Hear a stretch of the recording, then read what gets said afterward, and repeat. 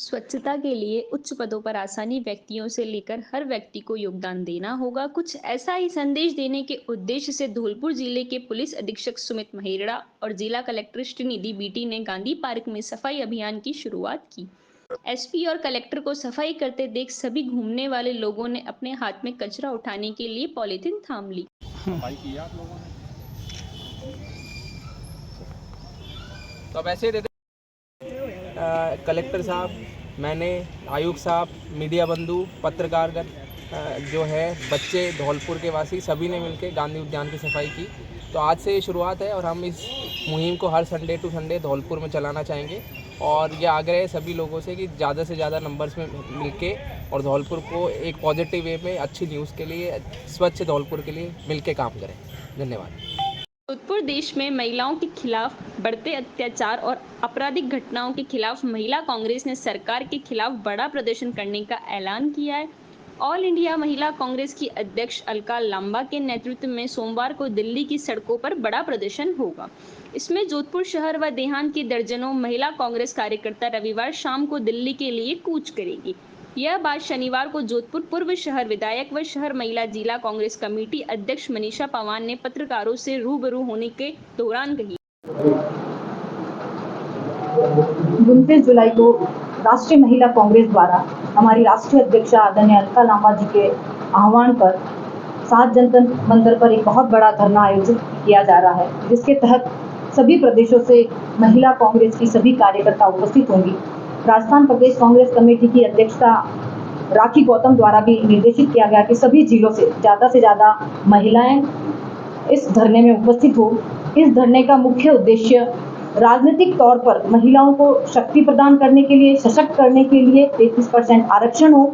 इसके तहत हमारी जो मूल ओबीसी है और अति पिछड़ा वर्ग की महिला है, उसमें भागीदारी निश्चित करें इस 33% आरक्षण में।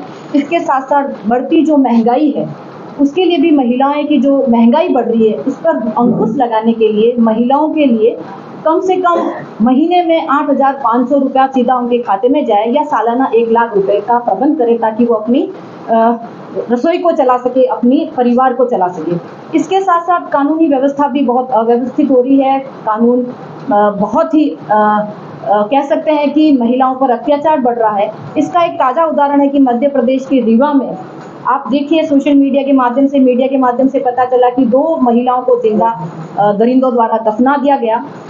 हमें इस पर अंकुश लगाना होगा और हमें इस सरकार को जगाना होगा कि जिस तरीके से दिल्ली में बैठी सरकार, महिलाओं पर अत्याचार हो रहा है, रोजगार नहीं बढ़ रहे हैं, युवा घूम रहे हैं, और इस तरीके से महिला आरक्षण को लागू करने के लिए संसद का घेराव किया जाएगा।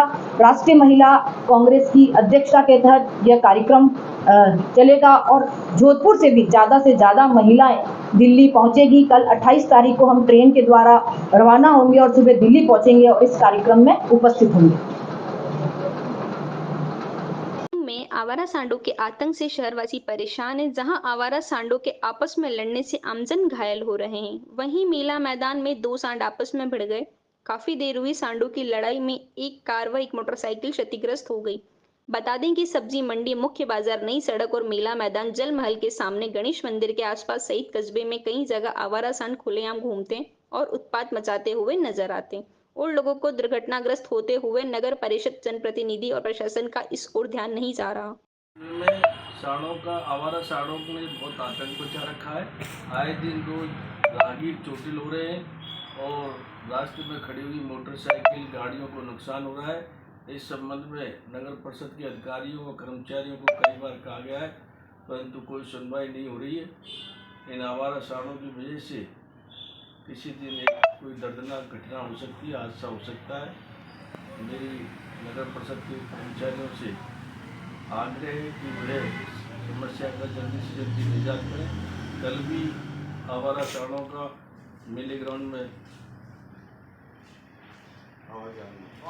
द्वंद्व हुआ, उस वजह से काफ़ी मोटरसाइकिल और गाड़ियों को भी नुकसान हुआ और राहगीर बड़ी मुश्किल से बचे थे। धन्यवाद। अलवर खीरथल थाना क्षेत्र के वल्लभ ग्राम में रात को गहरी नींद में सो रहे मां और 2 बेटों पर धारदार हथियार से अज्ञात 2 जनों ने हमला कर दिया। जिससे मां के गले पर 17 टांके आए हैं। वहीं बेटे के गाल व होंठ कट गए, जिससे 25 टांके लगे हैं। दूसरे बेटे की उंगली पर कट लग गए। तीनों को अलवर जिला अस्पताल में इलाज जारी है। घटना शनिवार रात करीब 12 बजे की है।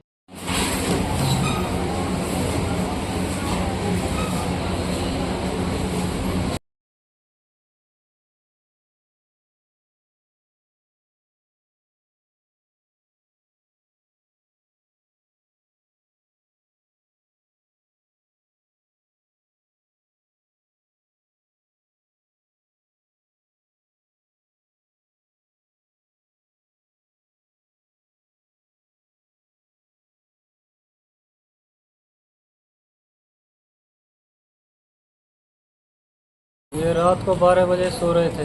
कमरे में बुआ थी, बाहर खाट पे दोनों भाई थे और दो मियाँ बीवी में जो भाई और उसकी पत्नी वो दूसरे कमरे में सो रहे थे। तो पहले बुआ के यहाँ गर्दन पे मारी है, फिर जाकर बुआ वहाँ से छोड़ के उसको, फिर दूसरा भाई के उसके कारण हाथ में दिए, ये आंगली कट गई उसकी। और फिर तीसरा भाई जो भगता भगता उसके यहाँ दिए, जिसके 5 दांत तो होने गिर गए टूट के, और ये जाबड़ा सारा खराब हो गया उसका। कौन से गांव का मामला है ये अपने बल्लम ग्राम खैरतल तहसील का। बल्लम ग्राम? हाँ, खैरतल तहसील जी। तो क्या नाम है ये घायलों के? एक का नाम अर्जुन सिंह है, एक का नाम करण सिंह है, और ये जो बुआ है हमारी इसका नाम है सुनीता देवी जी। तो कौन लोग थे जो वो आए थे? ये हमको नहीं मालूम।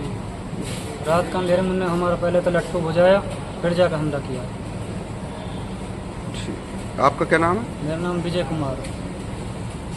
राजसमंद जिले के पीपलिया चरण केशव नागर गांव में पैंथर के हमले से हड़कंप मच गया है। बीती रात एक पैंथर ने गांव में घुसकर एक गाय के 2 बछड़ों को अपना शिकार बना लिया। इस घटना से ग्रामीणों में दहशत का माहौल है। ग्रामीणों के अनुसार पैंथर लगातार गांव के आसपास देखा जा रहा है। इससे पहले भी पैंथर के हमले की कुछ घटनाएं सामने आ चुकी है। इस घटना के बाद वन विभाग को सूचित कर दिया गया है। वन विभाग की टीम मौके पर पहुंची और मामले की जाँच कर रही है।